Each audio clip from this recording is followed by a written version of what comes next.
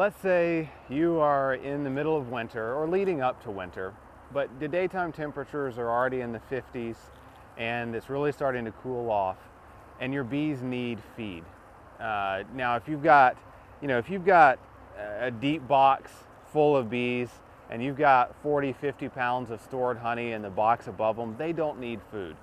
So make sure your hive needs feed before you go off and feed them. But if you've got a hive that only has 20 pounds of food or 30 pounds of food, if they're a deep box full of bees and that top box only is half full, there's a good chance they're going to need some food.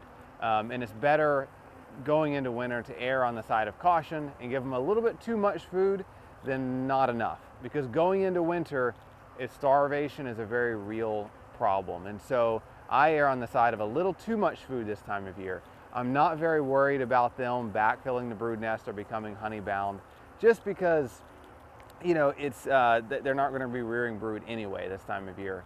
And so I'm okay with them kind of filling up the brood nest with syrup or sugar or whatever. Interesting side note, you can see all the bees around my veil. These are usually super gentle bees, but I definitely notice if you work bees on a warm sunny day in the winter, a lot of times they can be a little bit upset. So that's pretty normal.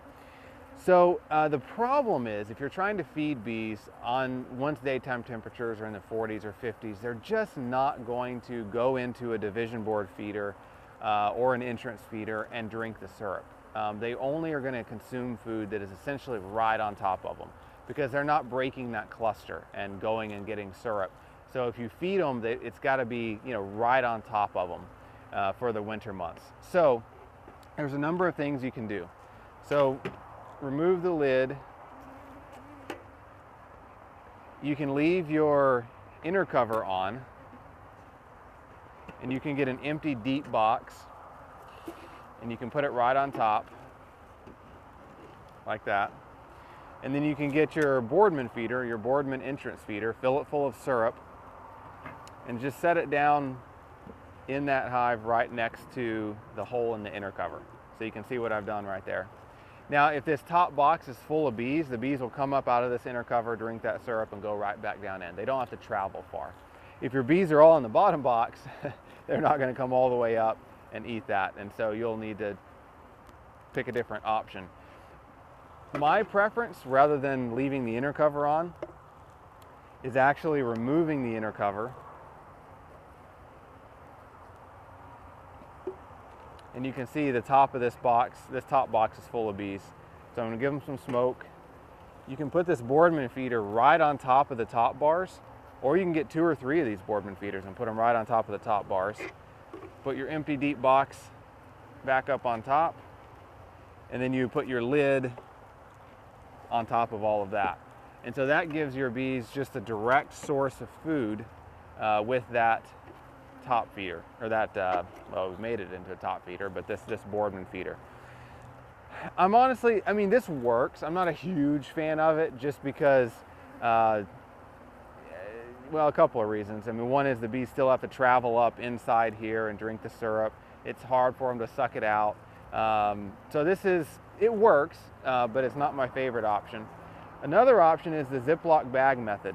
So you can get a Ziploc bag, fill it full of syrup, and drop it right on top of the hive just like that, and poke some holes into that bag, just with your hive tool, some small holes. And it actually won't leak out. So if the holes are at the top of the bag, you can see the syrup isn't leaking out.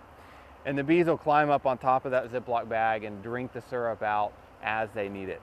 I kind of like this method because you can put 2 or 3 of these bags on top. The bees will come up, drink that syrup, pull it back down into the hive, and it's an effective way of feeding liquid food in the dead of the winter. You also don't have to put a whole deep box on top. You can use one of our internal sugar brick trays, flip it over and put it right on top, and that gives you the space you need to put those Ziploc bags in there without having an entire deep box up on top of the hive. So that's a pretty cool method to feed a liquid syrup right up on top of the hive if you need to. Now, my other favorite method is use a sugar brick.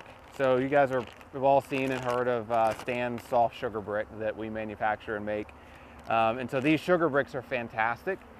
In the winter months, obviously you're gonna take it out of the bag, pull the cardboard off of it, and it'll go right up on top of the hive. And then you'll take one of our rims. In the summer months, you know, we put this brick on this mesh and then put it on top of the hive, and that helps prevent small hive beetles from building a nest up underneath that brick. But in the winter months, small hive beetles really aren't a threat. And so again, remove this from the packaging. I'm not, because I don't want to get my hands all sticky right now while I'm trying to operate the camera. So you can put it directly on top, flip this tray over so the screen side is facing up, and it still leaves you plenty of room for getting that sugar brick underneath the screen, and then you can put your lid back up on top. I definitely recommend the sugar brick because it still has some protein in it. We put some protein in it. It has essential oils in it. The other cool thing is, as it sits on top of this hive, it also absorbs moisture because it's a dry sugar brick. And so if the hive is condensating, that condensation will get absorbed right into that sugar brick, which helps reduce the threat of any of that condensation dripping back down on the cluster, which is a big problem in especially more northern climates in the winter months. So my favorite method is using the sugar brick if you need to do winter feeding. Second favorite would be using the Ziploc bag method, and third favorite would be the Boardman feeder on top. You can also just fill the internal feeder, the division board internal feeder. You can fill that with syrup, but again, odds are the bees probably aren't going to break cluster and go down and drink it. Oh, and if your top box doesn't have a lot of bees in it and all your bees are in the bottom box, there's nothing wrong this time of year with flipping those boxes and putting most of the bees up on top so that you can feed bees right up on top like I demonstrated. I would not do that if your top box is full of honey. If your top box is full of honey, you don't really need to feed anyway. But if your top box doesn't have a lot of honey in it, you know, say it only has 10, 15 pounds of honey in it, and all your bees are in the bottom box, you can reverse those boxes so all your bees are up top, which allows you to go ahead and feed from the top like I showed you.